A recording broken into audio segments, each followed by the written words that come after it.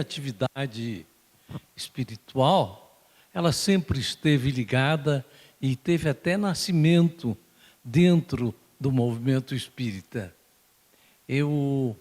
As minhas primeiras palestras públicas que eu fiz na minha vida, com 18 anos de idade, foram na Federação Espírita de São Paulo. E lá em São Paulo, eu frequentava todas as semanas um movimento de jovens espíritas, Mocidade Espírita Maria Emília de Almeida.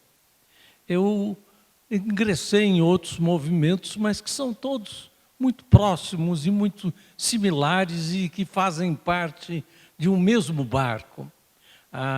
O Círculo Esotérico da Comunhão do Pensamento, a Sociedade Teosófica, e eu destinei uma parte maior da minha vida, uma parte significativa, a tentar contribuir com um mundo melhor materialmente para a sociedade, no âmbito que vai também dentro da assistência emergencial social, mas que vai no âmbito de mudança de mentalidade, de mudar o mundo para um novo perfil, um perfil de amor e de solidariedade. Nós tivemos ocasião de perceber, numa historinha muito simples, qual é a atividade mais adequada para a gente fazer. Essa história simples, ela era a seguinte: 2 amigos estavam na beira de um rio, conversando alegremente, quando perceberam uma criança se debatendo na correnteza. Como eles sabiam nadar, eles não tiveram qualquer dúvida, mergulharam e foram buscar aquela criança e a trouxeram salva. E quando viram que tinha salvado, ficaram eufóricos: salvamos, salvamos. Aí eles olham para o rio, veem uma segunda criança se debatendo. Aí, mais uma vez, eles mergulham, trazem essa criança salvo, felizes, mas um pouco surpresos. Eles olham para o rio e vê que são milhares de crianças que estão debatendo na correnteza. Milhares delas. Aí um diz ao outro: vamos, vamos. E o outro disse: vamos fazer assim. Você vai tentar salvá-las, são muitas. Eu vou rio acima. Eu vou ver quem é que está jogando essas crianças no rio. Quem é que está fazendo essa maldade.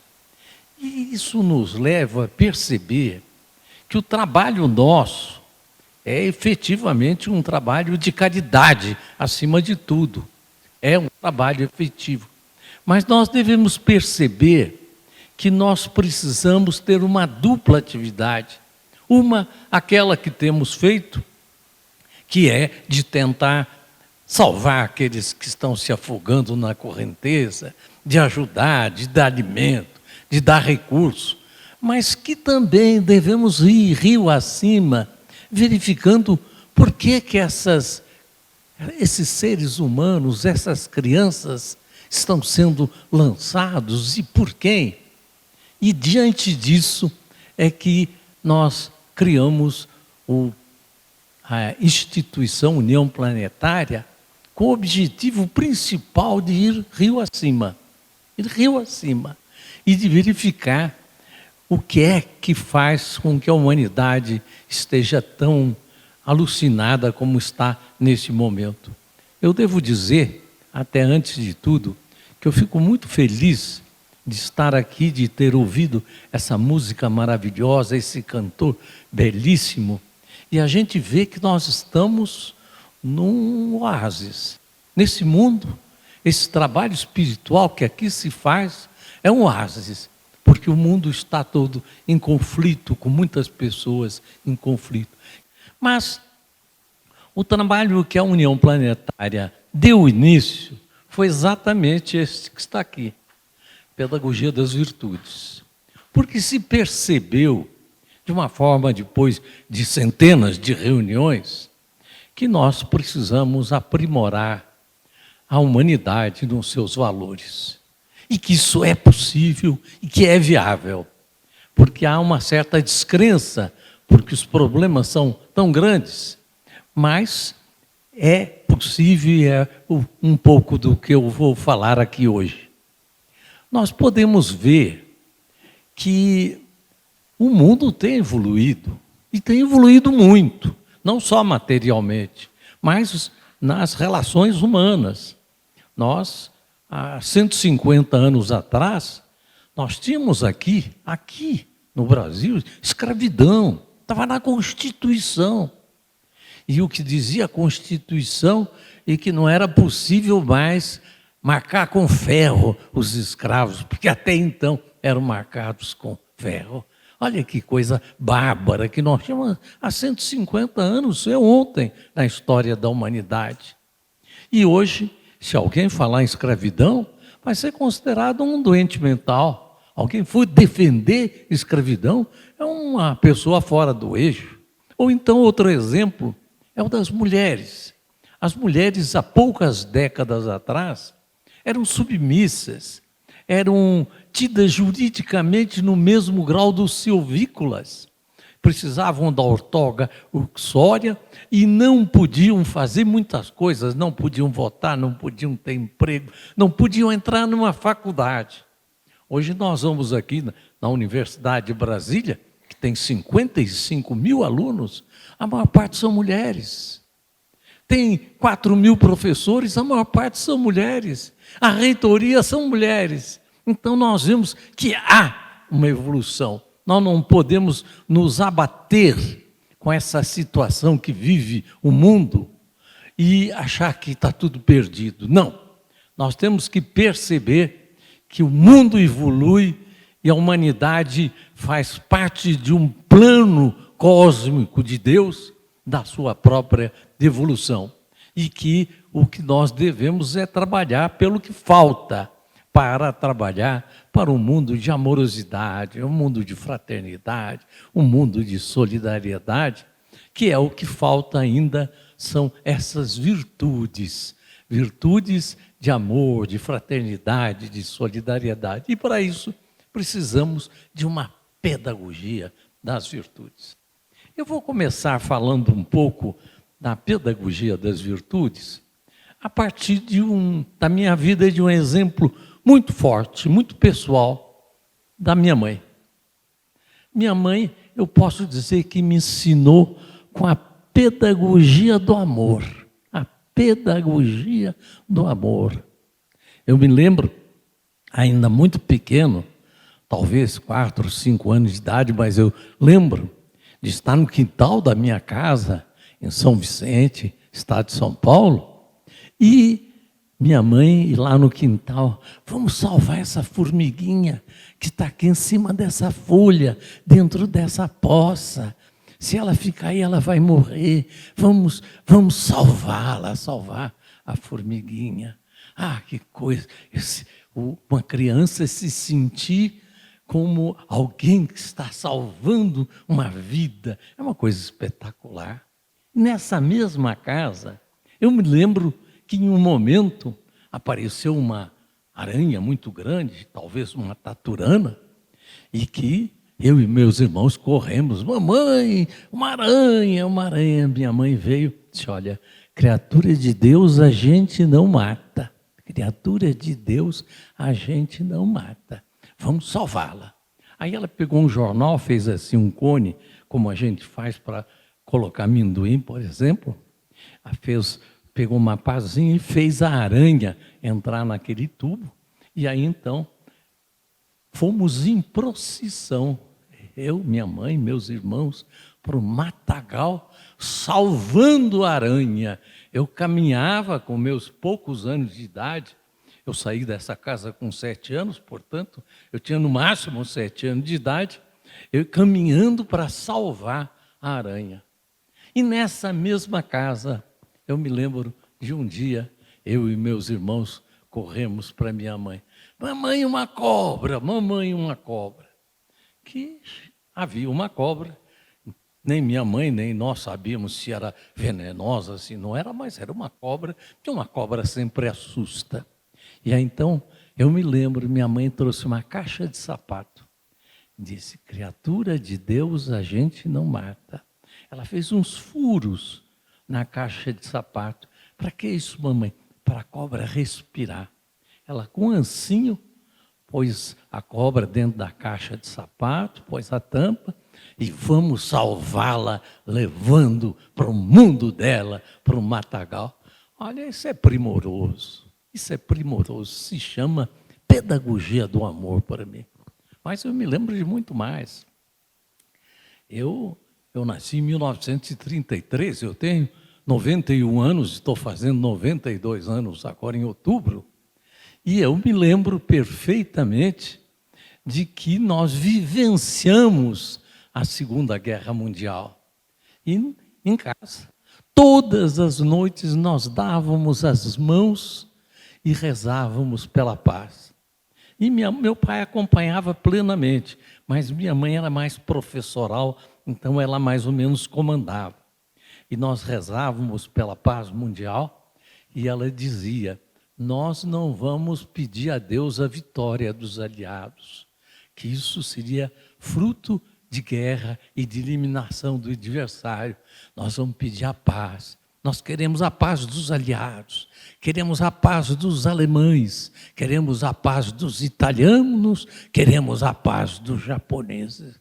Olha que coisa mais bela. E rezávamos todas as noites.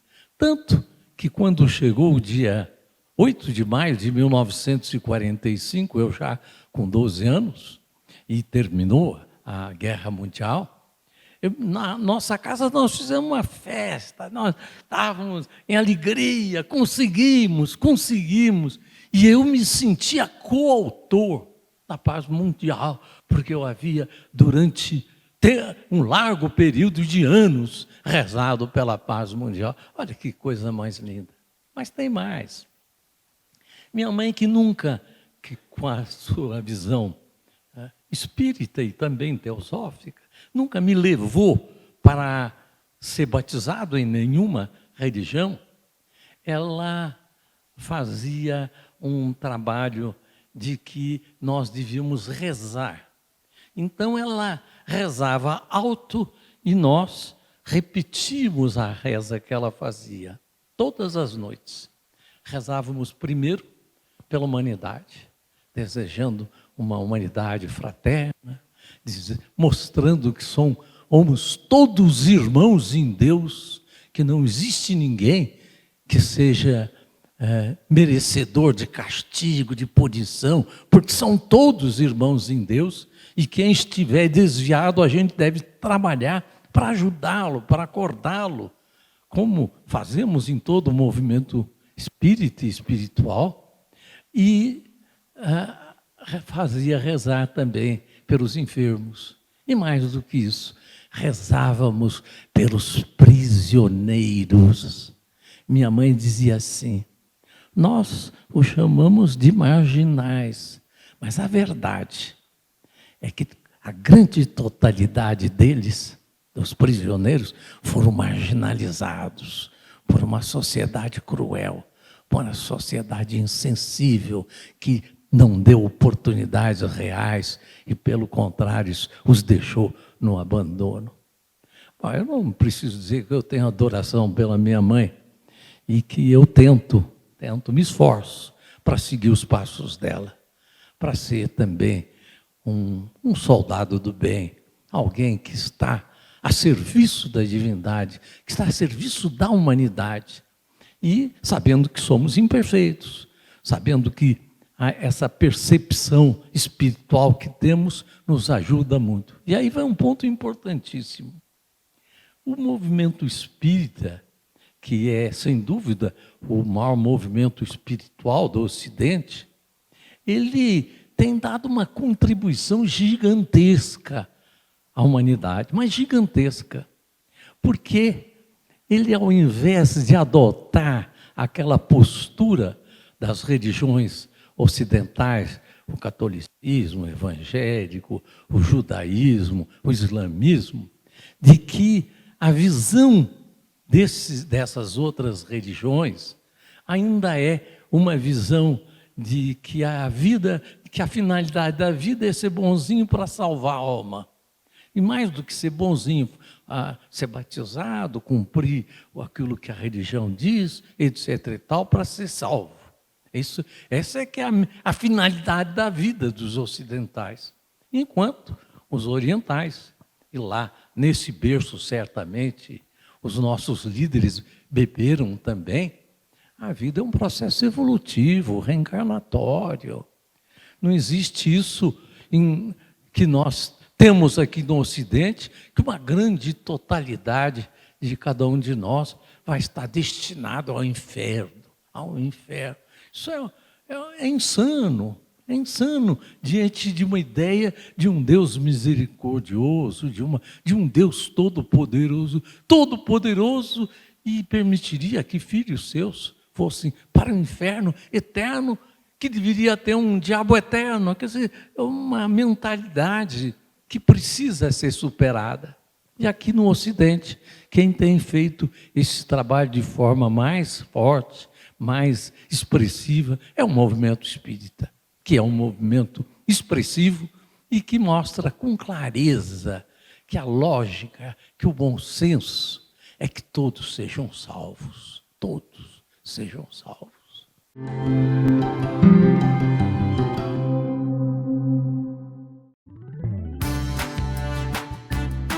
Venha com a gente! Vamos fazer um mundo melhor!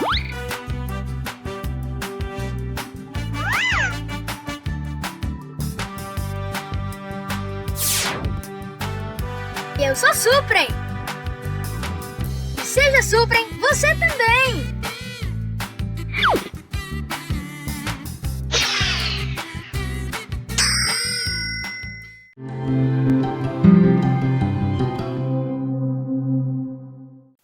Há uma prece que é de uma igreja liberal, que ela diz: creio que Deus é amor, poder, verdade e luz, que uma justiça perfeita regula o mundo, que todos os seus filhos um dia serão salvos, por muito que se tenham transeado.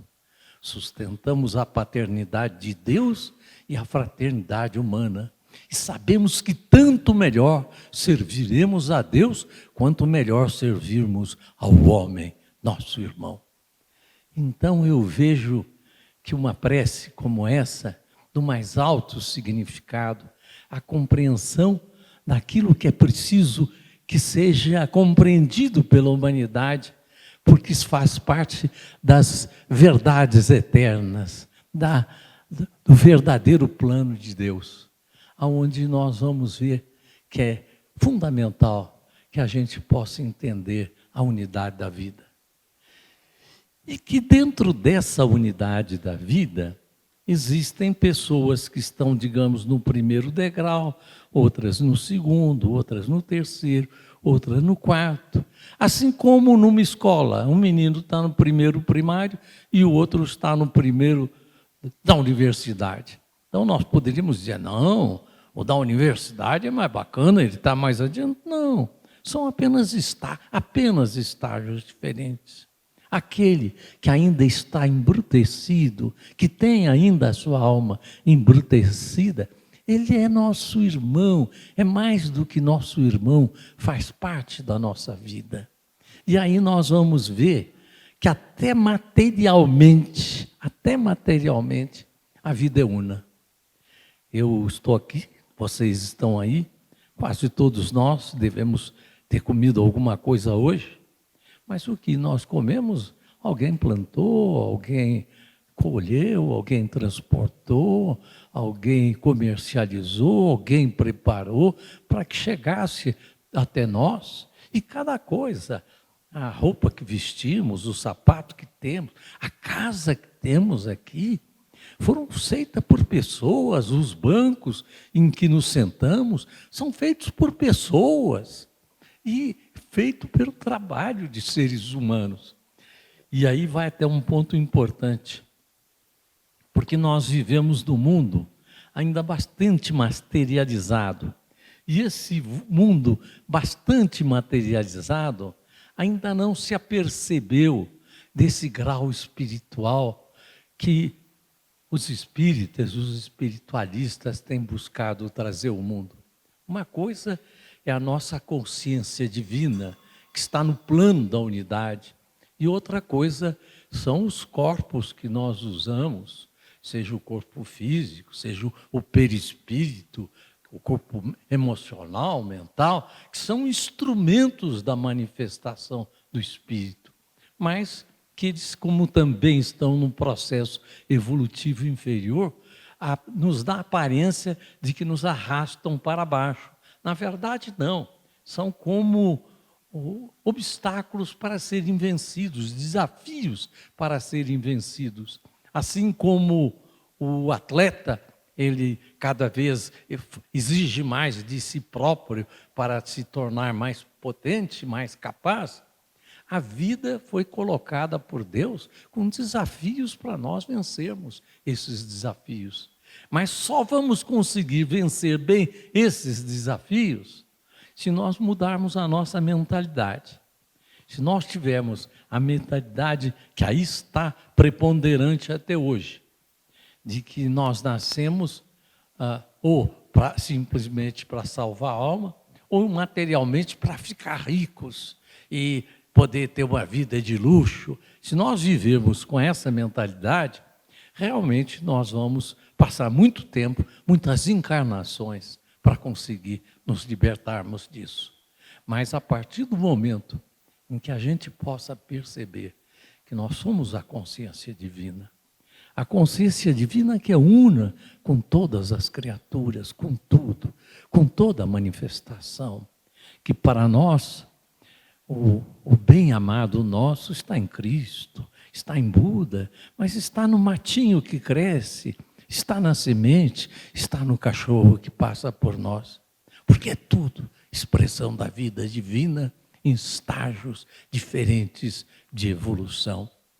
E cabe, certamente, aos espiritualistas, aos espíritas, ser vanguarda dessa mudança da mentalidade. Nós temos que, pouco a pouco, superar as nossas próprias limitações para que esse conhecimento não seja meramente intelectual, mas para que seja vivencial. Que a gente possa abraçar as pessoas de coração e, quando encontrarmos pessoas embrutecidas, possamos ter compaixão profunda por elas, sentindo que são nossos irmãos que estão num estágio ainda menos evoluído e que por isso mesmo eles precisam do nosso amor. Eu acho muito bonito uma frase que vem lá do budismo, que diz, mais do que uma frase, é um pequeno verso, que diz assim: a alma dorme na pedra, ela sonha na planta, move-se no animal e desperta no homem. É uma percepção desta vida divina em tudo, em todas as coisas. Quem observar bem, verificar que a gente passa por uma pedra indiferente, mas mal sabe que ela tem vida, uma vida diferente da nossa. Os cristais, muitos cristais, eles nascem dentro das pedras, num processo evolutivo que se faz de milhões de anos. Se nós formos olhar as plantas, nossa, que harmonia, que beleza, que ordem. Uma mesma planta, as suas folhas são sempre iguais. Ou se tem frutos, os seus frutos têm sempre o mesmo sabor, a mesma espécie. Nós vivemos num mundo que existe ordem. E mais do que ordem, harmonia. E mais do que harmonia, inteligência.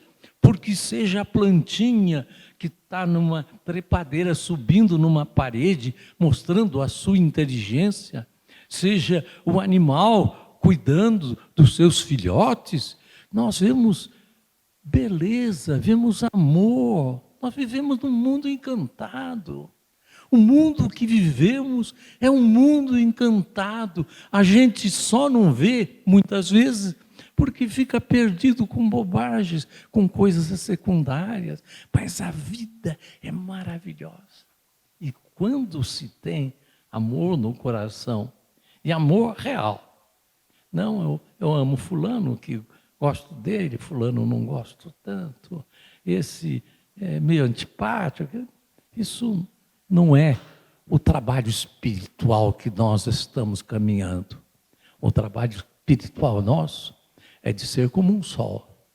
O sol, ele ilumina o sábio e ilumina aquele que está ainda embrutecido. Nós temos, porque nós somos, em essência, fagulhas de Deus. Em essência, nós somos a própria divindade. Assim como uma gota do oceano, ela existe como gota, mas ela é o oceano também. Nós somos o oceano. Nós somos a própria manifestação cósmica em estágios evolutivos mais avançados. O que não nos faz melhor do que os outros, são apenas estágios diferentes. A rigor, para a divindade, não existe muita diferença entre nós e o cachorro. São estágios evolutivos diferentes. E dentro desse tema, eu vou rapidamente tocar num ponto que faz parte da minha vida, para concluir, mas que para mim significou e significa muito. Eu falei da minha mãe, né? Minha mãe teve uma experiência de vida extremamente curiosa. Ela tinha 14 anos de idade, morava em São Paulo, capital, tinha mais 3 ou 4 irmãs, e um dia ela disse às irmãs: por que é que nós compramos carne aqui no açougue? Tão sujo, tão porco. Vou comprar carne no matadouro, carne fresca, carne fresca. E lá foram-se as 4 irmãs, lá em Santo Amaro, no sul da cidade de São Paulo, para um matadouro para comprar carne.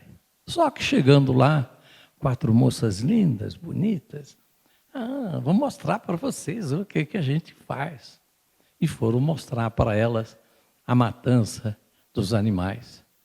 Minha mãe me relatava que ela ficou tão horrorizada quando ela viu com uma corrente pegar uma vaca, subir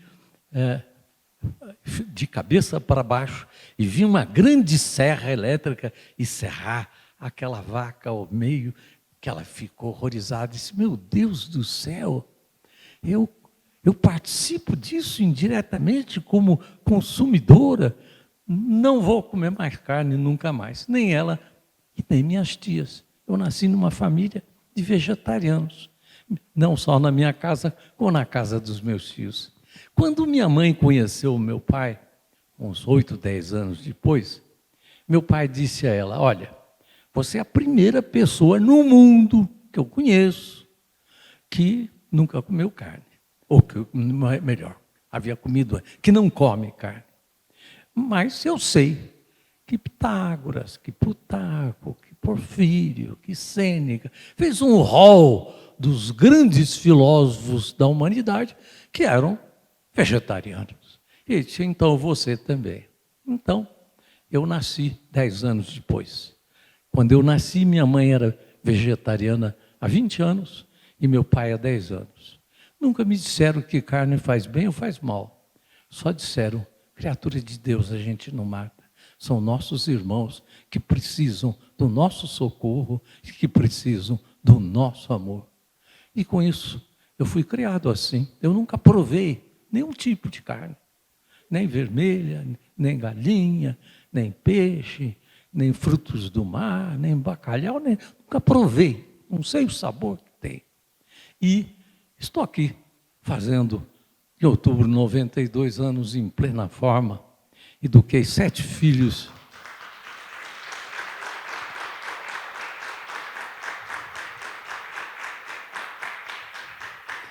Eduquei. Quando meus pais ficaram vegetarianos, os meus avós acompanharam e ficaram também. E quando eu tenho 7 filhos que foram criados assim. E quem é criado vegetariano, é impossível comer carne. Da mesma forma que uma pessoa que habitualmente come carne, foi criado assim, faz parte dos costumes. Essa pessoa, se for a algum lugar, vamos comer um assado de cachorro? Não quero não. Não, cabeça de macaco? Também não quero não, porque não, é uma coisa que se mostra uma coisa não aceitável para quem. Então, meus 7 filhos são todos eles vegetarianos. A vida me deu 26 netos e 16 bisnetos, que são criados todos. Só que os meus netos me fizeram ficar vegano. Eu era vegetariano, e aí meus netos chegaram e disseram: vô, está ultrapassado, você tem que ser vegano. Nada de origem animal. E já há uns 15 anos eu sou vegano, totalmente vegano. E vejo o seguinte: eu tenho que olhar isso espiritualmente. Eu tenho que olhar espiritualmente. Materialmente eu vejo que eu, meus filhos, meus netos, meus bisnetos são todos muito saudáveis. Mas eu tenho que olhar isso espiritualmente. A gente quer um mundo de paz. A gente quer um mundo de amor. A gente quer um mundo de ternura. Com essas músicas lindas que nós ouvimos aqui e que me levaram a me emocionar profundamente. A gente quer esse mundo lindo. Mas esse mundo lindo, ele precisa de amor, precisa de fraternidade, ele precisa de solidariedade. Quando nós vemos guerras, vemos feminicídios, vemos homicídios, vemos essa brutalidade que está aí, é tudo uma coisa só, é uma coisa só, é falta de amor, é falta de espiritualidade. É a ilusão da separatividade. Eu primeiro, e eu vou competir com você e vou ganhar porque eu quero mais para mim. É essa mentalidade, e que os espíritas são vanguarda da humanidade em mudar essa mentalidade. E eu vejo que isso tem crescido muito no movimento espírita.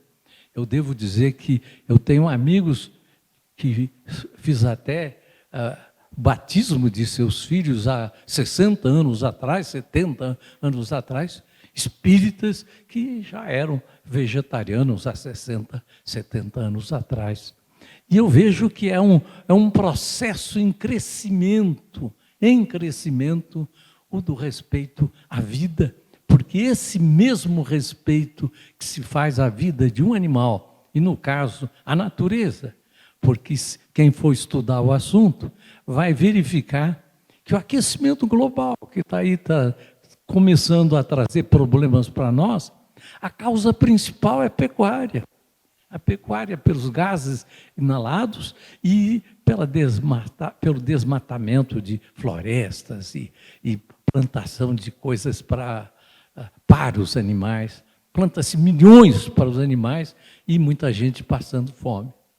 Bom, esse é um dos pontos que eu acho que cabe a nós, que temos a visão espiritual, perceber com profundidade e perceber que é possível mudar. Vou até dizer uma palavrinha do ponto de vista científico. Cientificamente, os cientistas sabem nos dizer que um animal que viveu há milhões de anos, que nunca foi visto o material, só se conhece aspectos que ele deixou presente depois da sua morte, que eram vegetarianos ou não. Vocês podem ver, o bicho tal que viveu não sei quantos milhões de anos, era carnívoro, o bicho tal era vegetariano. Como é que eles podem dizer? Como? Porque a ciência, ela vê com clareza as coisas. E a ciência percebeu que nenhum animal carnívoro, nenhum, grande, pequeno, de um continente e do outro, tem dentes molares. Só tem dentes molares o homem, os herbívoros e os frugívoros. Percebeu que os animais carnívoros, todos eles, têm o suco gástrico essencial para a digestão muito concentrado. E todos os animais, herbívoros, frugívoros e o homem, tem um suco gástrico light, frágil, sem a mesma concentração. Percebeu que nenhum animal carnívoro tem intestino superior a 3 vezes o seu tamanho. E que todos os animais herbívoros, frugívoros, e o homem é superior a 8 vezes. Enquanto no ser humano e nesses animais é superior a 8, nos animais carnívoros é inferior a 3. E aí, os que estudam esse assunto dizem o seguinte, que existe uma sabedoria cósmica, que é a própria divindade. Que essa sabedoria cósmica, ela fez os seres humanos em condições próprias para que tenha vida saudável. Mas quando ele come carne que não é própria para sua alimentação, primeiro ele tem dificuldade de digestão, porque o seu suco gástrico é light e não é concentrado. E depois, aquela carne que está em deterioração, porque o animal, assim que morre, começa o seu processo de decomposição. Ao invés de ser rapidamente expelida no intestino curto, ela caminha por um intestino longo e que, levando muitas pessoas com 70 anos de idade, ou no máximo 80, já estarem alquebradas. Eu acho que o princípio maior que todos nós temos que ter na espiritualidade é respeitar o outro como ele é, do jeito que ele for. Se é carnívoro, se é alcoólatra, se até é drogado, a gente tem que respeitar. Por isso, eu não falo em tom de crítica nenhuma a ninguém. Eu falo num sentido de talvez trazer alguma luz da minha experiência, que até eu ganhei de presente, né? Eu nasci numa família com esses princípios espirituais e esse princípio, de maneira que eu acho que é muito importante que a gente possa pensar e perceber que nós podemos criar um mundo novo. Precisamos criar esse mundo novo.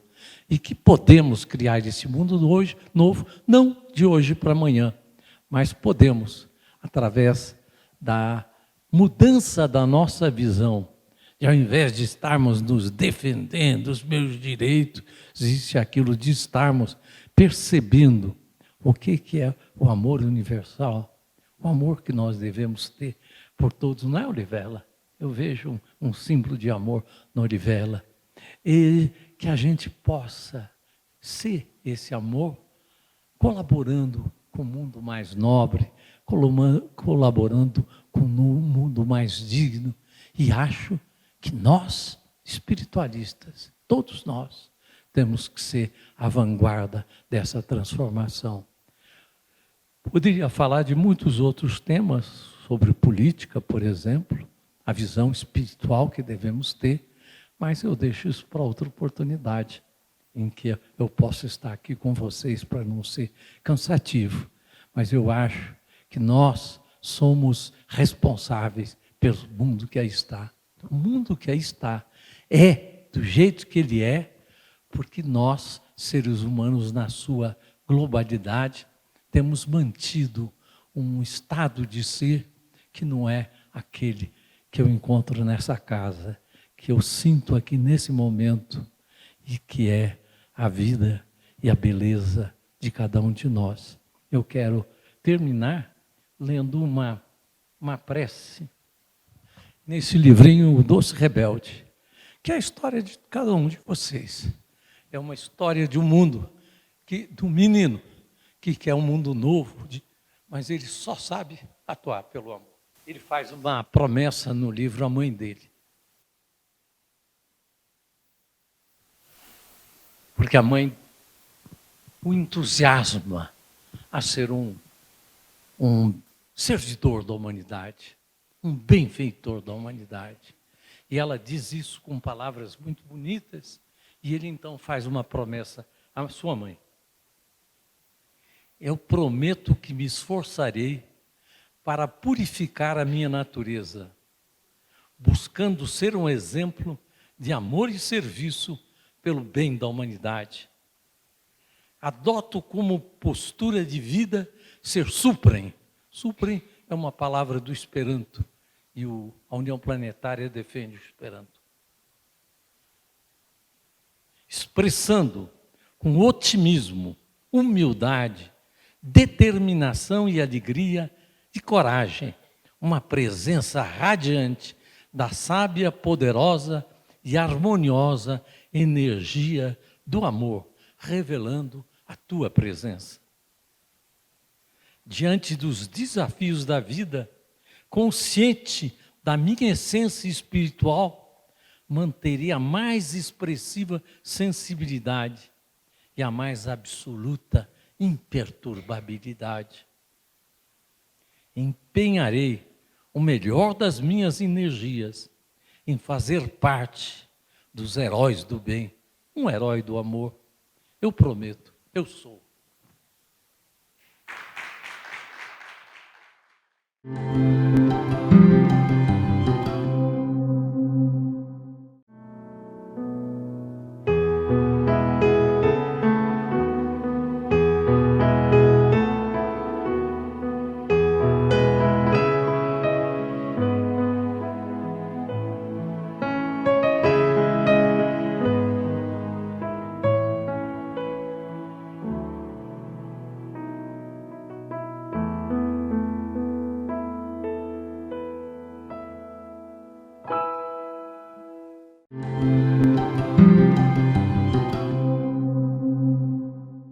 Primeira pergunta. Se tiver de explicar a pedagogia das virtudes em 5 palavras ou pilares, quais seriam? É uma bela pergunta que, a rigor, comporta uma resposta de umas 40 horas, né? Mas a gente vai tentar responder em 3, 4 minutos essa pergunta. Porque, na verdade, a vida humana é uma vida de relações, seja marido e mulher, namorados, amigos, companheiros, países. O que nós vemos que está acontecendo no dia de hoje é porque nós temos um problema grave de relações. E é uma visão com os olhos da cabeça e não com os olhos do coração, porque somos todos irmãos. Então, sendo uma vida de relações, o que são as virtudes e o que é a pedagogia das virtudes? As virtudes são os valores nobres, que a rigor divinos, que fazem com que as relações humanas sejam perfeitas e que a pessoa possa ir além das relações humanas. Porque uma pessoa verdadeiramente virtuosa na sua plenitude, ela vive em Deus.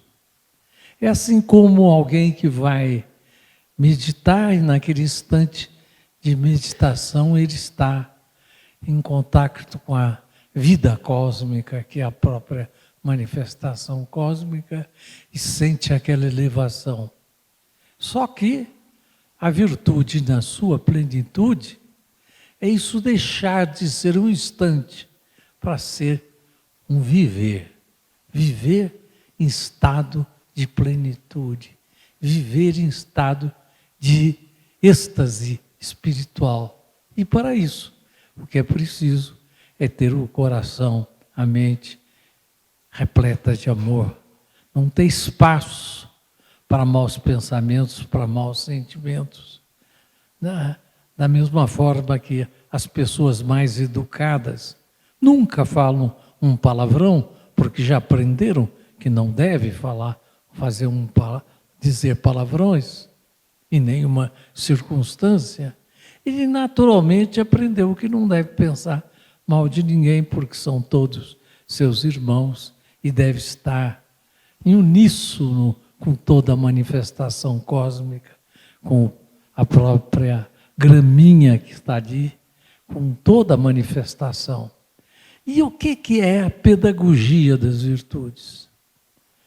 A gente entende, é preciso ser corajoso, a gente tem ideia, é preciso ser prudente, a gente tem ideia, é preciso ser amoroso, a gente tem ideia. Mas é preciso vivenciar. E o que é a pedagogia das virtudes? É um trabalho de estudo que tem que se transformar em realidade, em algo real, da vivência das virtudes. A pedagogia das virtudes, eu diria, que é o método de praticando as virtudes, desenvolvê-las e tornar a expressão das nossas vidas. É sempre importante lembrar que nós temos praticamente 2 centros de consciência. O centro de consciência da nossa alma divina e o centro de consciência da nossa personalidade. Ou seja, nós somos uma centelha divina que está vivendo em corpos, que no Espiritismo se fala em corpo físico e paraespírito, e em outros setores fala em corpo astral, corpo emocional, corpo mental, mas que no fundo é tudo uma coisa só, e que a gente tem que evoluir no sentido de dominar a matéria que nos envolve. Porque a matéria que envolve a nossa consciência, ela também é divina, mas ela está no outro estágio de evolução. E ela serve como um freio, como um obstáculo para a gente exercitar a transportá-lo, a superá-lo. Nós temos um período que nós temos que estar atentos aos nossos pensamentos, às nossas palavras, às nossas ações, às nossas emoções, não permitindo que elas corram para o negativo. Mas isso é um período. O importante é praticar isso de tal maneira que, da mesma maneira que a gente não diz mais palavrões, também não pensa mais mal de ninguém, não sente mal de ninguém e, pelo contrário, sente amor, ternura por todos que fazem parte da nossa própria vida. Então, a pedagogia das virtudes, tentando responder, depois desses esclarecimentos, é, digamos, o método, a disciplina para desenvolver de dentro, elas estão dentro de nós. Nós somos, não é de fora para dentro, é de dentro para fora. Elas existem dentro de nós como sementes divinas, sementes que devem se expressar no mundo. É a disciplina para facilitar o desenvolvimento das qualidades divinas que existem em sua plenitude na divindade e que existe em semente em nós. É isso. Eu tenho aqui 3 perguntas que são sobre o mesmo assunto. Então, a primeira é o seguinte: como cultivar as virtudes da paz em um mundo com tantos conflitos? A segunda, que é bem semelhante: neste tempo em que emergem guerras pelo mundo, o que podemos fazer pela paz? E uma terceira: como ser virtuoso com parentes muito difíceis, quase como em guerra? A última: como ser virtuosos com parentes muito difíceis, quase que como em guerra? Eu vou começar respondendo pela última, que eu acho ela muito interessante. Olha bem, como ser virtuosos com parentes difíceis. É um privilégio ter parentes difíceis.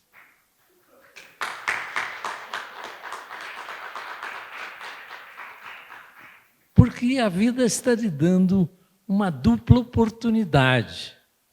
A oportunidade, primeiro, de ajudar a pessoa difícil a ela tentar ser melhor, você ajudá-la a ser melhor. E segundo, é uma oportunidade de aprendizado extraordinário. Eu acho que essa é uma das lições mais fortes que eu acabei aprendendo na vida, pelo mínimo intelectualmente, e busco vivenciá-la. Cada vez que a vida me traz um desafio, um obstáculo, eu agradeço a Deus. Agradeço. Digo, sabedoria cósmica, se me pôs esse desafio, é porque está achando que eu tenho condições, que eu preciso primeiro aprender a lição. E segundo, que eu tenho condições de aprender essa lição. Não me colocaria esse desafio sabendo que eu não teria condições, porque a sabedoria cósmica é perfeita.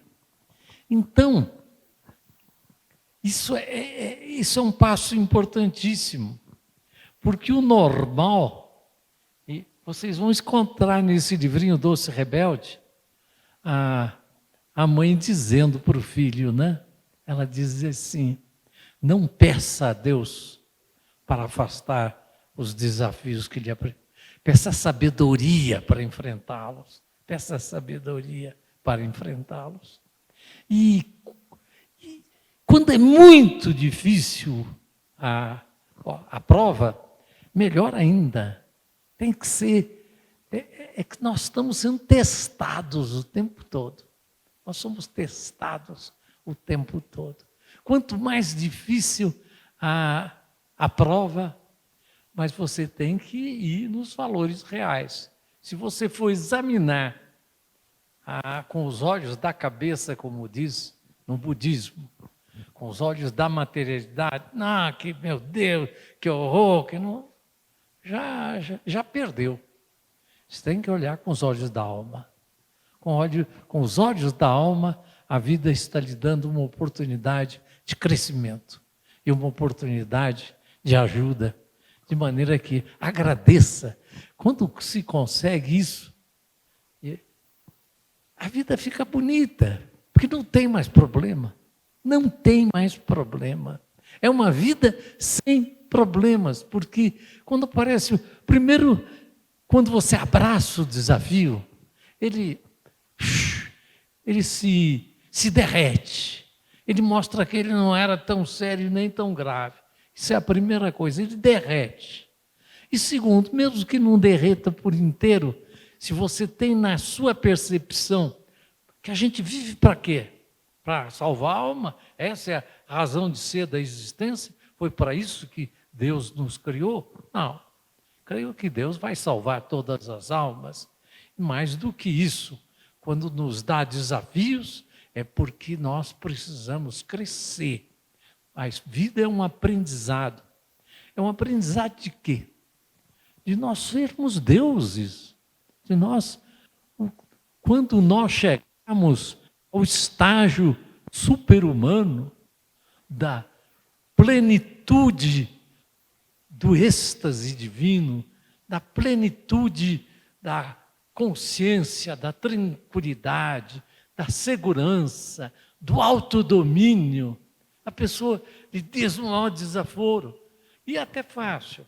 Veja bem, vamos admitir que uma criança de 4 anos de idade, 5 anos de idade, diga para um de nós um desaforo muito forte, dizendo as coisas, como é que a gente vai reagir?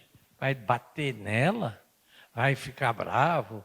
Vai brigar com o pai? Não, é uma criança que não está sendo muito bem educada, porque posso até ajudá-la, a ela e a família dela. Mas você não... Agora, você precisa esse mesmo comportamento quando é um adulto e faz uma ofensa terrível. Olha para ele como aquela criancinha de 3 anos. Tão fácil. É fácil, é muito fácil. Olha para ele e essa pessoa difícil você também tem que ter um diálogo com ela. Se ela não quiser dialogar, você busque forçar o diálogo amigavelmente. Tem que ter o diálogo. Pode até dizer para ela: minha querida, você é tão irritante, vamos fazer diferente, vamos mostrar a luz que você tem dentro de você, vamos mostrar que você é uma filha de Deus, vamos mostrar sua vida, sua beleza. Aproveite para dizer a você que eu te amo. Pronto. O amor é irresistível. Omnia vincit amor. O amor tudo vence. O amor tudo vence. E agradeça a Deus. Agradeço. Bom, essa foi a terceira pergunta. A outra aqui.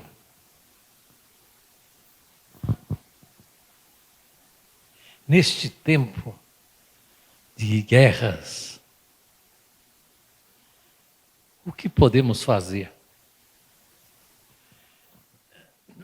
A gente precisa, no budismo, acho que a gente tem que socorrer, às vezes, em outras religiões. No budismo, eles têm o octuplo caminho. E o primeiro passo do octuplo caminho é chamada a reta visão, a reta percepção, a reta doutrina. É o primeiro passo.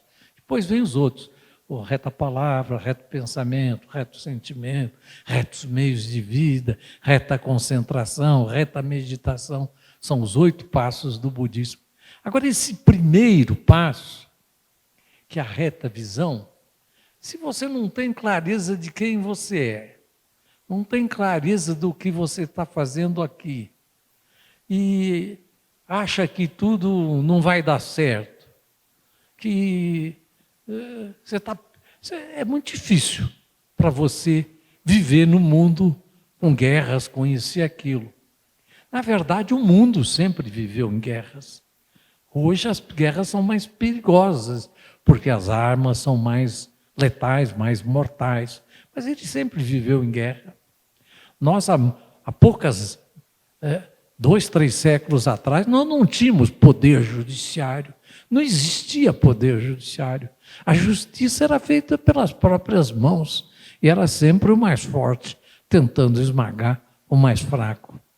Quer dizer, é uma evolução muito grande da humanidade, que hoje a gente tenha justiça com todos os erros que ela possa ter, mas já é um avanço que tenhamos democracia com todos os erros que ela tem, onde a democracia é colocada como a liberdade de competir. Não, nós temos que ter a liberdade da solidariedade, do amor universal. É um salto mais alto.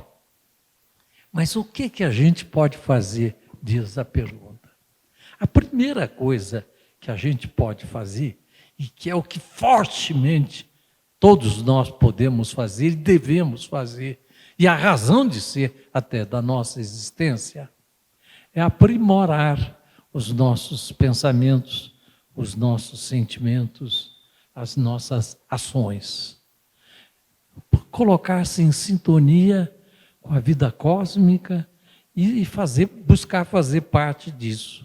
A princípio, nós seremos assim como que fazendo uma tentativa, porque somos imperfeitos, estamos num caminho de aprendizado, muitas vezes vamos nos equivocar, mas isso faz parte do jogo, faz parte. O erro faz parte do jogo. O importante, no entanto, é o reto direcionamento das nossas intenções. Se as minhas intenções são para mim, para eu levar vantagem, para eu ter mais isso, ter aquilo, ou se a intenção que eu tenho é de bem servir. E aí, mais uma vez, eu vou me lembrar de minha mãe, que dizia: busque o conhecimento para bem servir. Não é o conhecimento para se servir. Busque o conhecimento para bem servir. E todos nós temos uma base de conhecimento, e com essa base de conhecimento nós podemos bem servir. Lembrando sempre que quem pensa em perder, perdido está. Nós temos que mente positiva, mente voltada para a frente, para o alto, e nunca para trás. Digo mais ainda sobre o que podemos fazer. Eu penso que cada um de nós, e que é a única solução que existe, nós temos que mudar a nossa percepção do mundo. Precisamos perceber que, primeiro, nós somos fagulhas de Deus, fazemos parte da divindade, e segundo, que todos os outros fazem parte dessa divindade, e que, portanto, devemos viver um mundo de encantamento. O mundo é extremamente belo. Um exemplo que eu gosto de citar, você veja o esforço que um passarinho faz para construir o seu ninho. Voa uma vez, 2, 3, 4, 5, 6, 7, 8, para juntar o material para construir a sua casinha. Ali ele recebe a sua amada, ele cria o seu lar. São colocados ovinhos, que são outras vidas que virão, e eles ficam chocando aqueles ovinhos. Normal é que fiquem 28 dias chocando os ovos. Os 28 dias ali chocando os ovos. Até que os passarinhos quebram a casca, eles têm que fazer esforço para quebrar a casca, e põem seus biquinhos de fora, de boquinha aberta. E lá, papai e mamãe vão buscar comidinha. É de um encantamento maravilhoso. Olha, é de uma beleza extraordinária, é de uma poesia, é uma coisa sagrada, sacrossanta. Agora eu falei de um ninho. A vida nossa são trilhões de ninhos por aí. Eu falei de um animal, mas isso se repete. E no ser humano também. A paternidade e a maternidade fazem o ser humano ficar mais corajoso, mais destemido, mais amoroso. A vida é um encanto. A gente tem que viver esse encanto e ser amor. O que nós mais podemos fazer é ser um centro de amor. E não é difícil. É só praticar e perceber que é uma burrice, é uma estontice você ficar magoado com isso, com aquilo, com essa pessoa, com aquela, e aquele que me trouxe esse desafio maior. Obrigado por ter me trazido esse desafio maior. A vida é linda, basta a gente ter inteligência para saber vivê-la. A gente devia ler um pouco dos estoicos. Os estoicos que já são há milhares, centenas de anos, né? Que, especialmente com Sêneca, com Marco Aurélio, que ensino eles trazem da gente de autodomínio, de ser senhores de si próprio, não ficar perdidos em rusgas, nisso e naquilo. Como cultivar? É a última pergunta. Praticando. Se você sente que você não é tão generoso, mas a sua consciência lhe diz que você devia ser mais generoso, pega aquele casaco que você mais ama e dê para um pobre. Você vai sentir um conforto tão grande de ver que a sua liberdade de poder fazer o bem e não ficar preso a bens materiais, mesmo porque não vamos levar nada. Não vamos levar nada. Eu estou pronto para outras perguntas, mas eu tenho aqui um dado interessante antes que venham outras perguntas. Eu fiz uma pequena pesquisa hoje sobre o espiritismo e a alimentação não carne. Na Luz do Caminho de Emmanuel, que foi feito por Chico Xavier, está escrito: à medida que o espírito se purifica, vai também abandonando alimentos grosseiros, passando a preferir mais sutis e puros, até que o instinto carnívoro desapareça de sua natureza. Nos Missionários da Luz, de André Luiz por Chico Xavier, em diversas passagens, os espíritos mencionam que a alimentação influencia o perispírito e que alimentos pesados, como a carne, dificultam certas atividades espirituais e mediúnicas.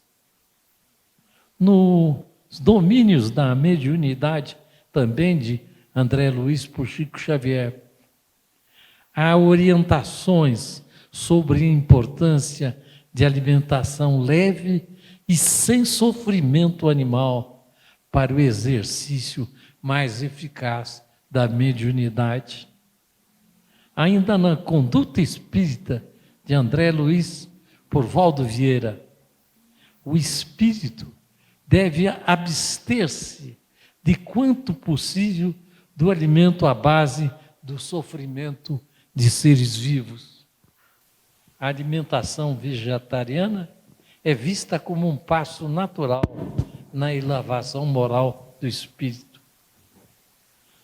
Ainda do Emmanuel, através do Chico Xavier, a alimentação carnívora desaparecerá da terra. A humanidade futura há de alimentar-se sem o sacrifício da vida. Enquanto tivermos os intestinos cheios de resto de cadáveres, como querer cultivar a paz? E aí a gente vê que o Espiritismo, como doutrina de base científica, filosófica e moral, propõe uma constante elevação do ser humano em direção à perfeição espiritual. Dentre os inúmeros aspectos dessa reforma íntima, a alimentação adquire um papel significativo. A escolha dos alimentos, especialmente no que tange ao respeito à vida animal, reflete o grau de sensibilidade moral e a consciência espiritual alcançada por cada indivíduo.